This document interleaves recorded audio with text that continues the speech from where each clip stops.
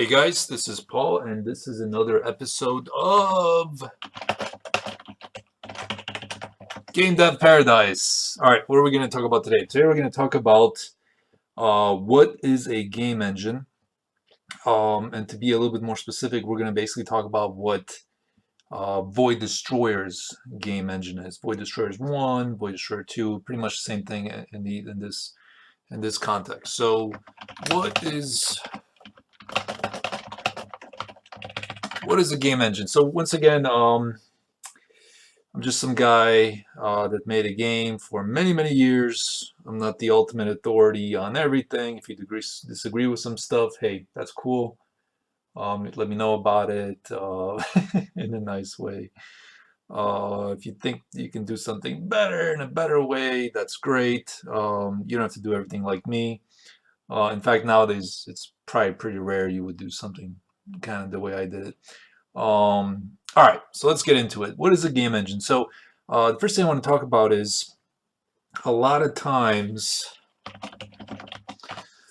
words have a sort of a power to them and a sort of a mysticism.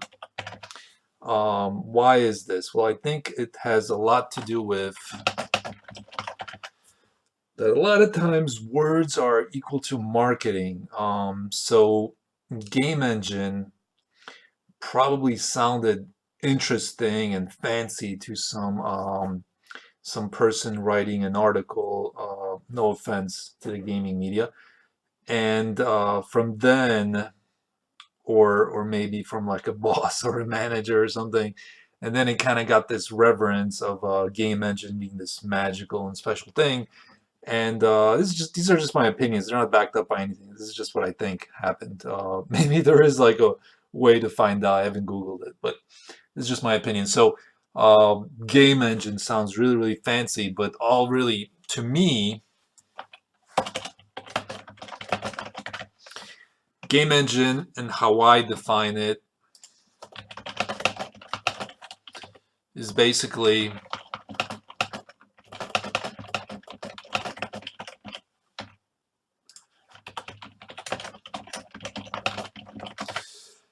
game engine is components that make up a game that can be reused, excluding assets. So an asset is like a 3D model, piece of sound, things like that. So showing a 3D model would be part of the game engine. The 3D model itself would probably not be a piece of the game engine. So really, when you make a game, you make a game engine.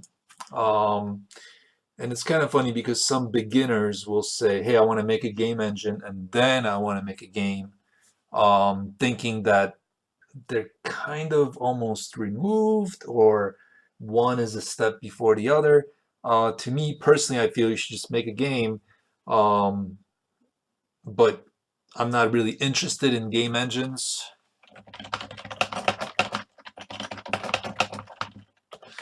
Personally, I'm more interested in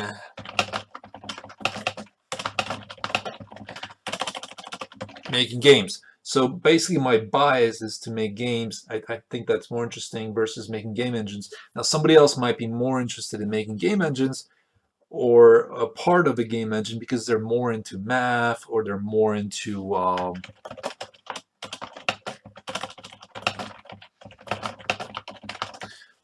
rendering or more into a component of it. So that's my own basic bias. So basically, to me, in my opinion, from my preferences, make a game.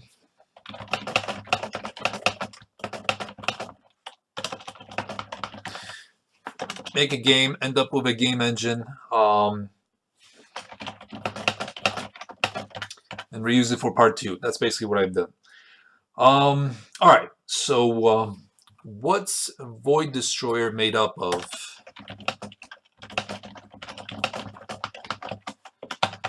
Well, I haven't given it a name, but a lot of times, like I said, game engines are given this sort of reverence. It even sounds cool, right? Engine, like it's an amazing race car or something. But I haven't given a name. Like I said, I'm not that interested in game engines specifically. Plus, Void Destroyer's game engine is made up of a bunch of other components. So really, this video is going to be about those components. So actually, if you look at what at the Void Destroyer directory in Steam, you can see components of the game engine. So if you see like these DLC GUI, Ogre, OGG Sound, OGG Sound, OpenAL, Particle Universe.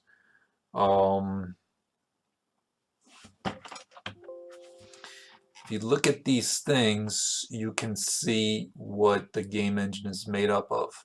OIS. I'm looking for the stuff that's bullet stuff for the physics engine. I guess it's not that explicit in here. That's curious. Anyway, it all started with a rendering engine. So actually, let's back up a little bit.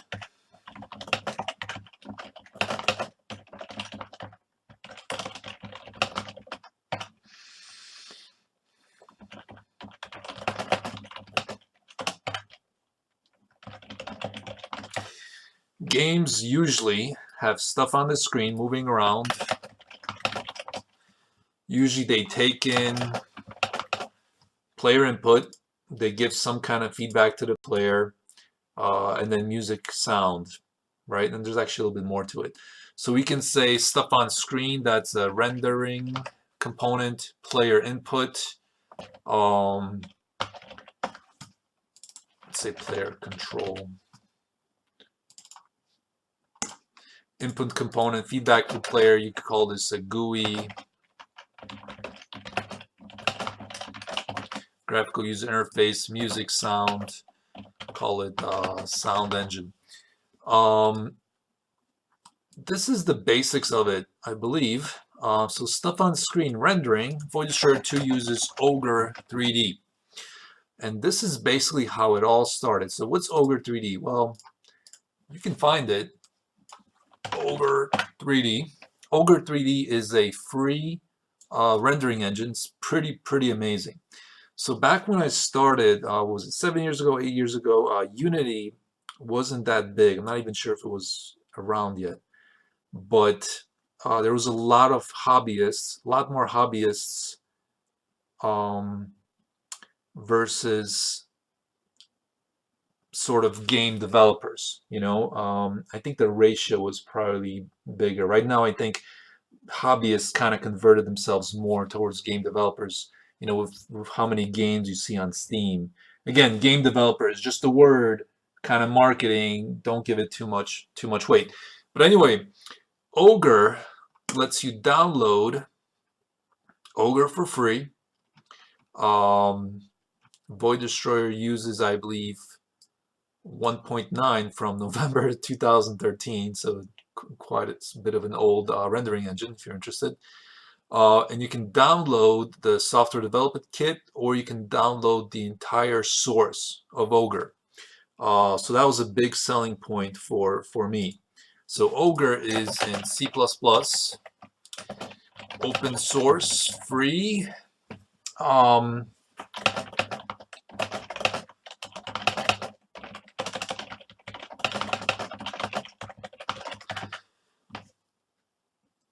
Tons of support and a great community. So basically, if you go ogre.com, ogre3d.com, and if you go to support, you can go to the forums, you can ask questions. In fact, you'll see me on here. If you search enough, you can see me asking questions. Let's see. Let's see.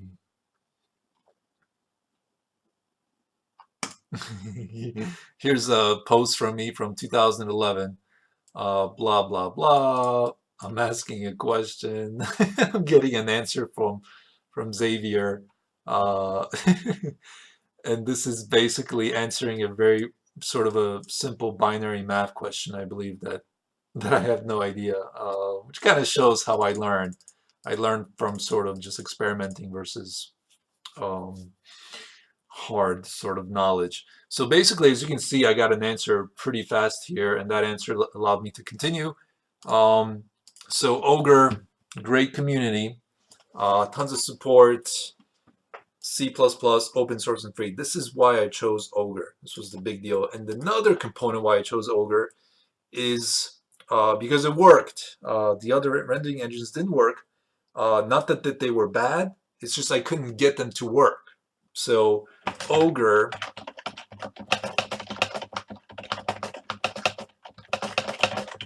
first one to work for me, right? So that's how I chose it. That's pretty ridiculous, but hey, life sometimes can be kind of funny. So yeah, if we click this button, we see actually the Ogre engine rendering setup screen.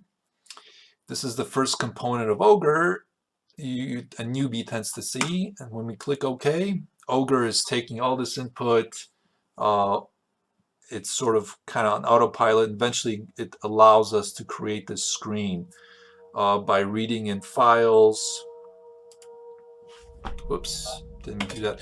Reading in files, converting them to something it can use, and outputting stuff onto the screen. So that's Ogre. This is what you see here is Ogre.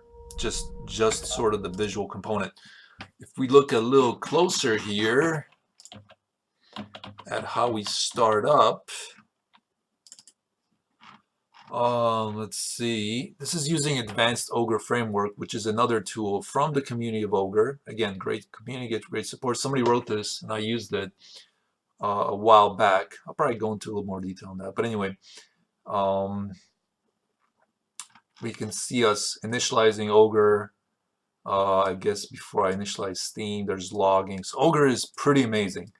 I just realized this is going to be a hugely long video if I go into a lot of details. So I'm just going to keep this short, and maybe then I'll drill down in another video to these sorts of components. So if you're interested, let me know. That'll motivate me more to create this. All right. So we got rendering, we got input. So this is totally separate from rendering. So when I click on my game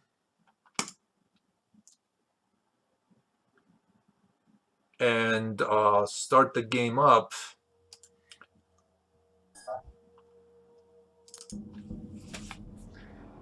actually just these steps, this is input. Just me being able to go into these.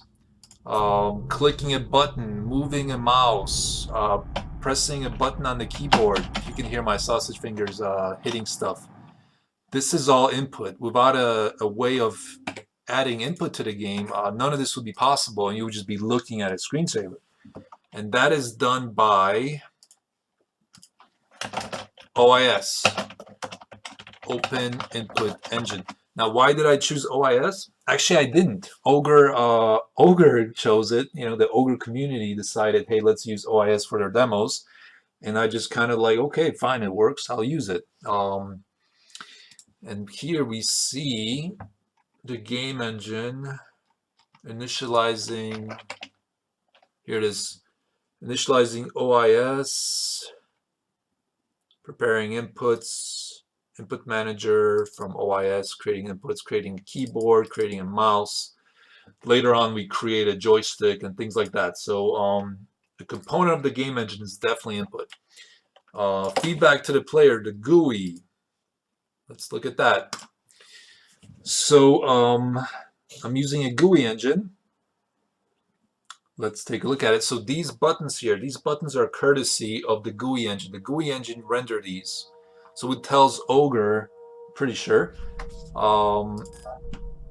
where to output them. Just turn off sound here. But all this is the GUI engine. Clicking a button here, clicking tabs. All these things are done by the GUI engine. This is both feedback from me to the game, as well as feedback from the game to me.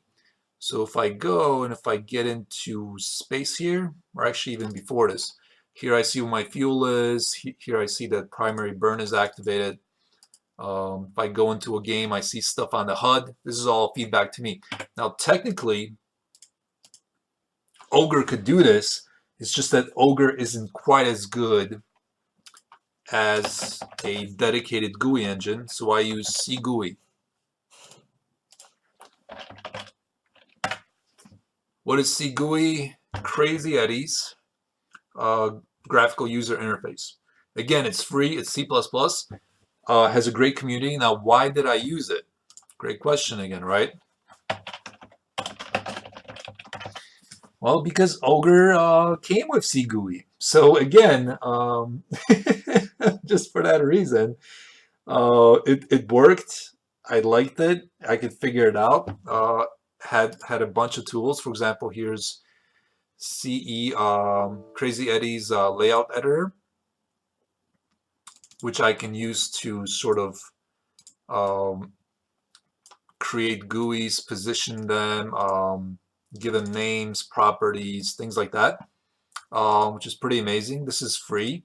Not only is it free, but it's also free for commercial use.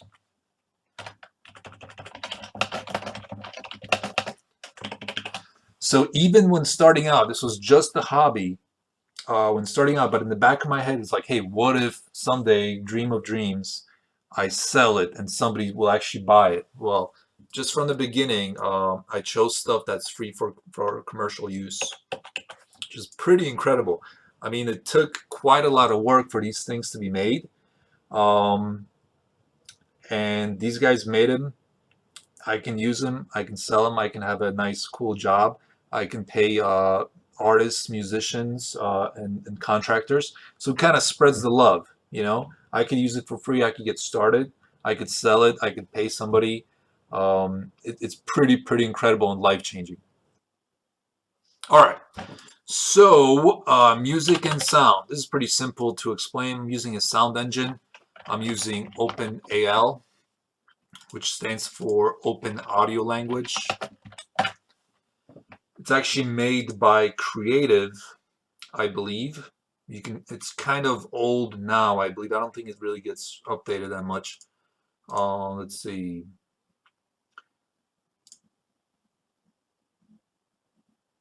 This is a download, but 1.1. Yeah, I'm pretty sure it's a bit old now, but I'm using that as a sound engine, and I'm also using Ogre OGG Sound, which is another tool from the Ogre community. Somebody wrote it, created it, released it for free and for commercial use, and I'm very grateful for that. Otherwise, to tell you the truth, I wouldn't be able to create a game because I would be stuck on the math for rendering. I would be stuck on creating something for the GUI and input. You know, I would have to learn all these things even before I pop something onto the screen. I don't think I would have made it. So thanks to Ogre and to all these other guys, the community, incredible people. Thanks to them is me being able here right now making games, working on Boy Destroyer 1, Boy Destroyer 2. Hopefully you guys played those games. Hopefully you guys enjoyed them. So, you know, those guys and gals contributed towards your enjoyment, my life-changing sort of mini career. We'll see how long it lasts. So far, so good. So it's pretty incredible. Let's see, where are we? So we talked about OpenAL. Now there's actually more. There's also physics. What's physics? Well, let's take a look. Let's open up the game again. So in games, just because you see something on the screen, that doesn't mean much. Like, for example, you saw that ship flying, hopefully through this gate. That ship has no AI, has no ability to shoot, has no ability to turn by itself. This is just a fake screen here. There's no physics, there's no logic. It's just made to look like the game to kind of try to fool you, but it's not a game at all. So if we go, let's load up a save file. Here we are. So here in the hangar, I'm able to move Let's walk into this ship. And we stopped, right? Why did we stop? Well, there's a few explanations, but in Void Destroyer, it's because the physics engine said, hey, in front of me, there's a collision shape, roughly around what this ship looks like, and I'm moving a collision shape of the player walking, and don't allow one to get into the other. Same thing with walls. I can't walk through this wall, you know? That's the physics engine doing its job.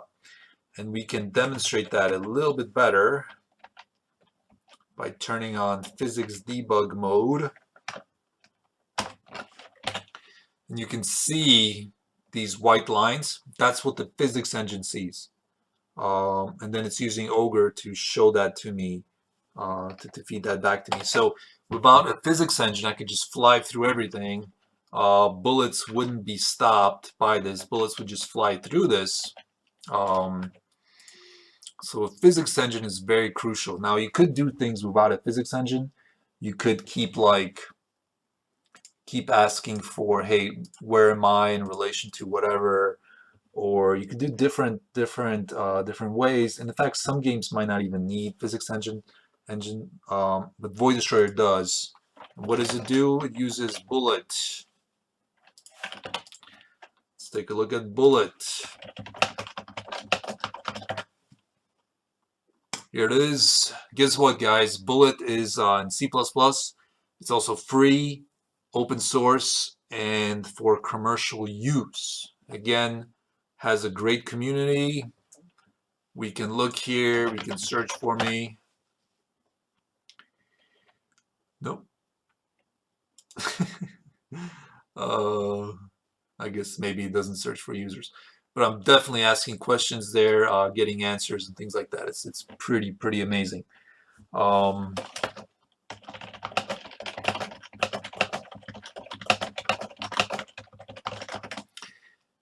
again, you know, created by a group of people, amazing people. They did the math for me, the stuff that I'm not good at, and they made it so I could have this job and make Void Destroyer for you guys to enjoy. So that is a game engine. So everything else is also a game engine. It's not just stuff writing, it's not just stuff written by other people. It's me combining them and using them. So, for example, here's our World Factory, what I call the World Factory. And this creates, destroys, handles creation, communication, destruction of a lot of things. For example, here we handle suns, planets, asteroid bases, stations. So the game engine is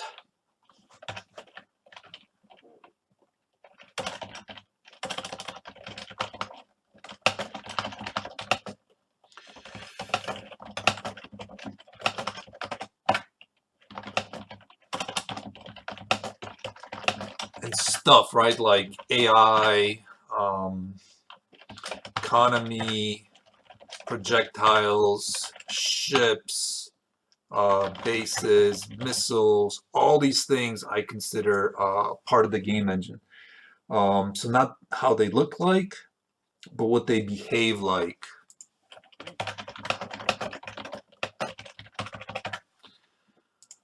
How they function, where they are. So basically the game. I see it as the game. All right. So I think it's important to mention other game engines in this, not just Void Destroyers, to kind of contrast things. So there are game engines using Ogre, which is a rendering engine again. Game engine using Ogre.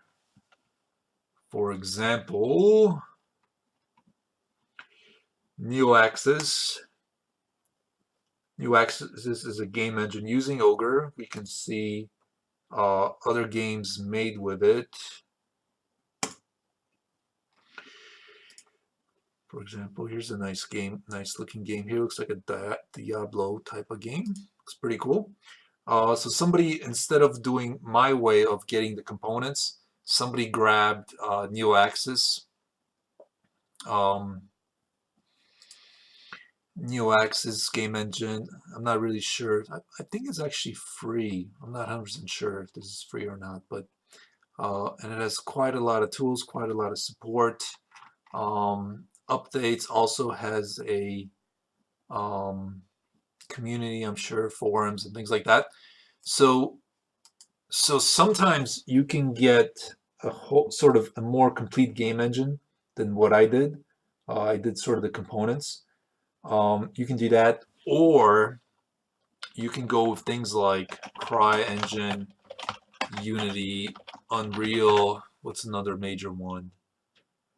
CryEngine, Unity, Unreal. Can't think of any, but I'm sure I'm sure there's quite a lot of different engines. Um, so if we look at Unity, Unity is pretty big right now. The amazing thing about Unity is sort of its own ecosystem as well. But again, you can make all these other cool games with Unity. You can see all these awesome, you know, awesome different types of games, 3D games, 2D games, VR games, amazing things with Unity. Has all this documentation, tutorials, kind of like Ogre, but probably more. But at the same time, Unity doesn't give you open source.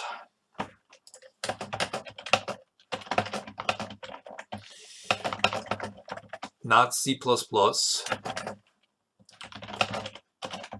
And has paid licenses for commercial use. Now, this isn't a big deal. You know, these aren't deal breakers. These are pros and cons. So it's basically something for you to consider. I think CryEngine is C++, and I think Unreal Engine is C++. I'm not 100% sure. I'm not really going to go into detail for that. But basically, Unity also has editors, asset stores, things like that. So for example, Ogre doesn't really have editors. Ogre doesn't really have an asset store. It's a rendering engine. So Unity has a rendering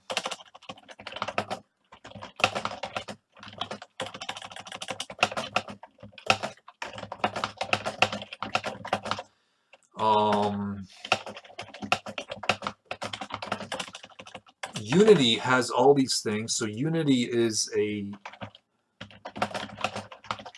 complete game engine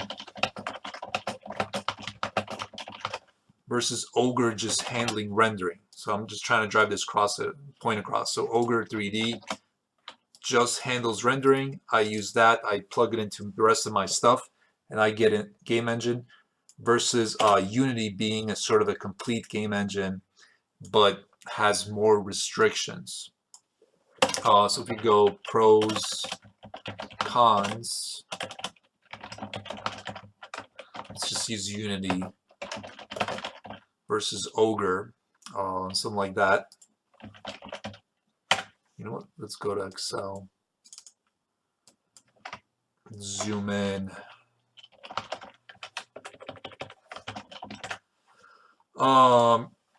C# and I believe Java. These are actually differences. These aren't so much pros and cons. Free, open source.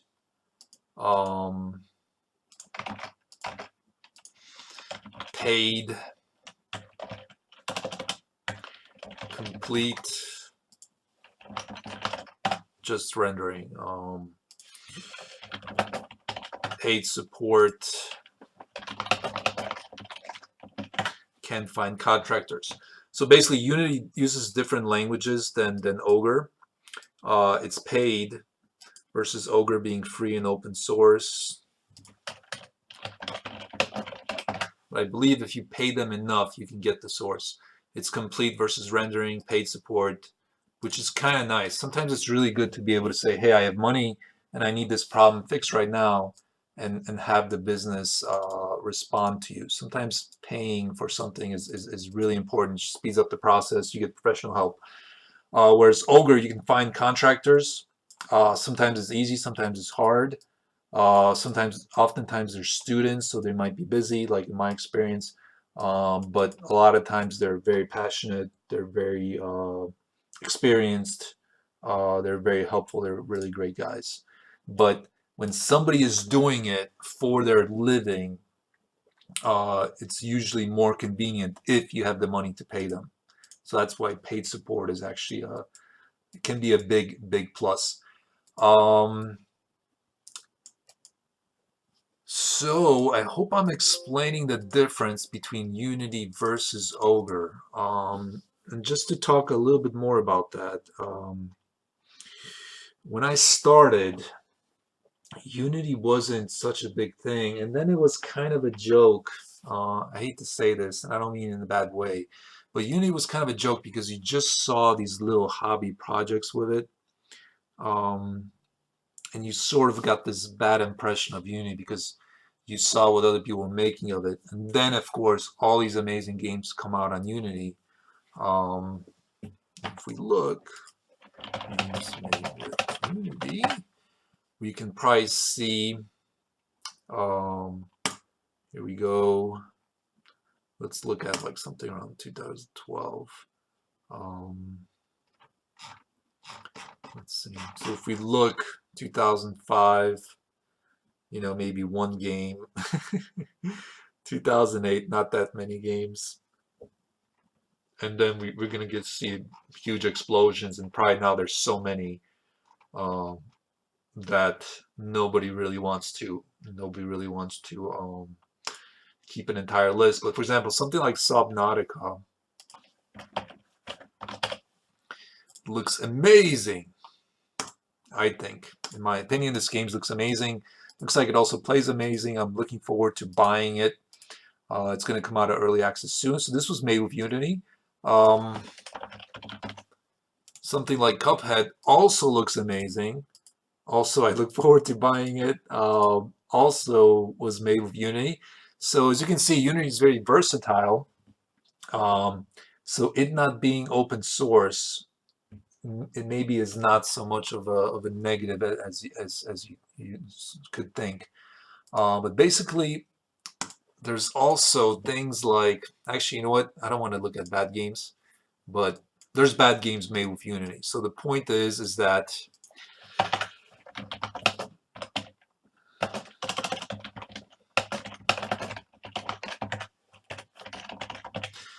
effort and talent, these things make all the difference. So Unity versus Ogre, or a different rendering engine or a different game engine or whatever, this is really this is the important part. It's not so much Unity or Ogre. This is more, you know, effort. Let's kind of kick out talent. Talent is kind of a loaded word. Effort, passion, obsession, artistic integrity, desire, all these things. That's what makes the difference. So I hope you know people can see that in Void Destroyer. I definitely have a lot of lacking in a lot of areas, artistically wise, you know, but I'm able to pay really great artists, in my opinion, to have Void Destroyer looking what it does. Um, so yeah, so I hope I covered pretty well. I was kind of rushing and kind of briefly what a game engine is. It's basically to me, as I define, it's basically the game, the portions of a game I can reuse for a different game. So that excludes assets like sound and music, visual things, but not the actual process of showing the visual thing on screen. Hope I explained that well. I hope I got my opinion across that I think a lot of times words